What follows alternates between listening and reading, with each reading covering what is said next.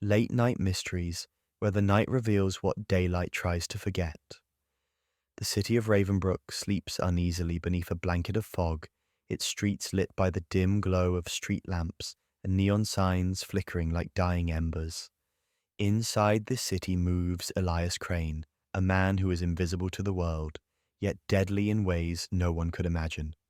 By day, Elias is the unremarkable face behind the counters of Hawthorne Market, a small family-owned grocery store nestled between a laundromat and a bookstore. Customers know him as the gentle, quiet clerk who stocks shelves with meticulous precision, who straightens cans by color, who carries groceries for the elderly, and chats politely with the local children who call him Mr. Crane. He hums softly to himself as he arranges apples until they gleam, rearranges boxes with almost ritualistic care, and sweeps the floors in a hypnotic rhythm. To them, he is harmless. To him, the world is noisy, full of lies, greed, and chaos he cannot yet correct. Elias's obsession with sound is not new.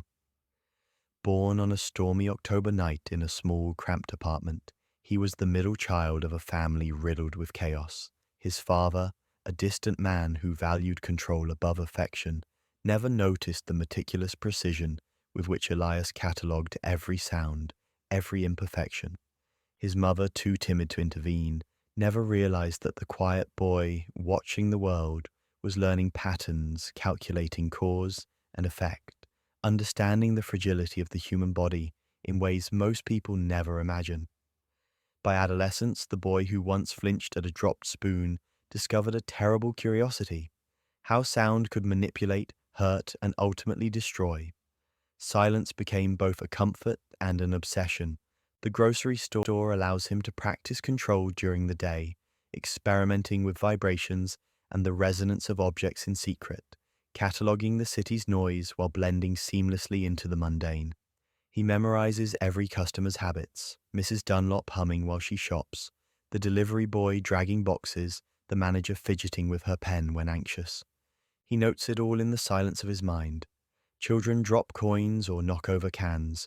He records their sound mentally, analyzing the frequency and vibration, imagining the perfect instruments of pain for those who disturb the harmony. By night, Elias becomes something else entirely. His first known target was Lowell, a banker whose charm masked a trail of deceit, embezzlement, and manipulation. Elias lured Lowell to an abandoned greenhouse on the outskirts of Ravenbrook, a ruin overgrown with ivy and lined with cracked glass panes. Inside, shallow sand covered the floor, and dozens of delicate wind chimes hung overhead, tuned to specific frequencies Elias had calculated to disorient the human body. Tiny, nearly invisible devices were arranged around Lowell's feet, emitting an inaudible subsonic vibration. As Elias spoke softly about the city's overwhelming noise, Lowell's laughter became terror. The vibrations coursed through his body, spasming muscles uncontrollably, cracking ribs and collapsing lungs. Eyes wide with panic, he thrashed as the chimes sang a mocking, discordant melody. Within 10 minutes, Lowell lay silent, a grotesque sculpture of horror. Elias recorded the scene and labeled the file Parasite, leaving the greenhouse as untouched as he had found it. The thrill of control fueled Elias's next hunts. A corrupt detective was led into an abandoned subway tunnel. Magnetic coils and hanging steel cables sent precise pulses through his body. Each twitch was amplified, bones cracking as he thrashed, his screams echoing but warped in the endless tunnels. By the time Elias disengaged the pulse, the detective hung contorted, a puppet of his own panic. The recording was labeled Hypocrite, the Preacher, a man whose sermons were laced with manipulation and fear, was taken to the derelict city clock tower. Elias tuned the pendulum and clock hands to frequencies resonating with the preacher's voice. As the pendulum swung, the resonance forced screams through his vocal cords, tearing at his body, cracking ribs and dislocating joints, while the chimes of the tower amplified the torment. The tape read Predator. The socialite, obsessed with gossip and lies, met her fate in a penthouse apartment, rigged with hundreds of angled mirrors and suspended crystal bottles. Vibrating at high-pitched frequencies, the resonance disoriented her, while the shattering bottles sent shards slicing through the air. Bones cracked, sinews snapped, and she collapsed amidst the glittering shards, eyes wide in frozen shock. The reel was labeled liar. The petty thief who preyed on the weak could not escape. A quiet park at night served as the trap, wires suspending him over a fountain, while tuned water pipes pulsed vibrations through his body. Every movement amplified his agony, forcing grotesque contortions as the fountain's bubbling morphed into a symphony of pain. He hung limp when it was done, recorded under the label thief. Additional victims followed, each with a unique method and location.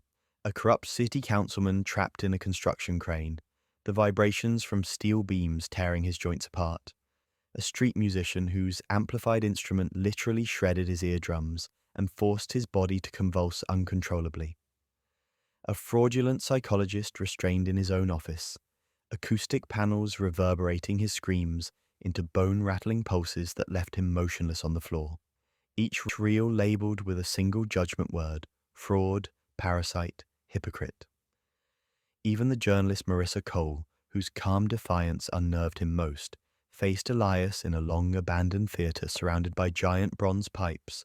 Resonant forces slammed into her body, but her focus absorbed the waves, turning pain into a haunting, silent defiance. Even in death, her gaze lingered as an echo through the pipes, leaving Elias unsettled. Noise was all he could write.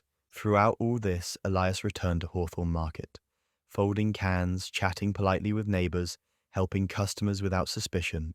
He measured every sound, watched patterns, and practiced silent control.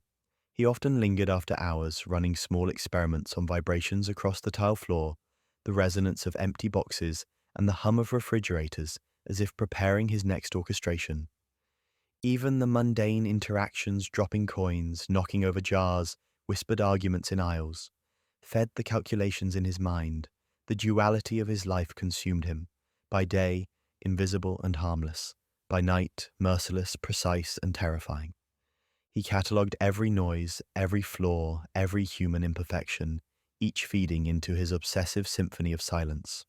In private moments, Elias reviewed the reels, obsessing over imperfections in timing, resonance, and reactions.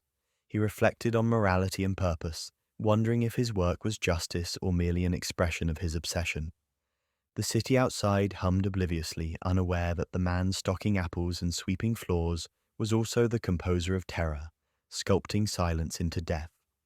As Elias meticulously catalogues his latest recordings in the quiet of his small apartment above Hawthorne Market, he pauses on one reel, labeled simply Observer.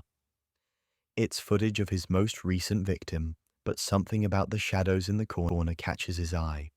At first, he convinces himself it's a trick of the camera, a reflection, but then he notices subtle movements, tiny, deliberate gestures that mirror his own, as if someone is watching him, studying him, learning him.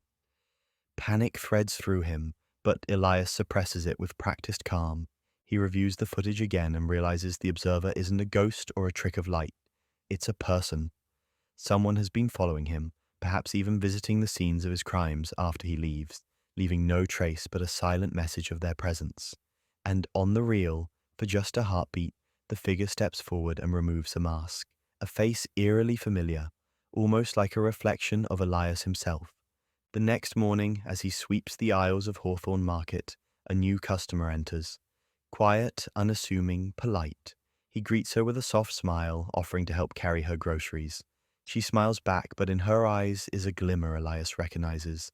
The same obsession, the same hunger for control, the same meticulous attention to sound and human weakness. Elias freezes mid-step, a chill running through his spine. The thought hits him like a physical blow. He is no longer the hunter. Perhaps he has always been the prey. Ravenbrook may never know the predator is gone, but somewhere in the city, another Elias waits, another symphony of silence ready to begin.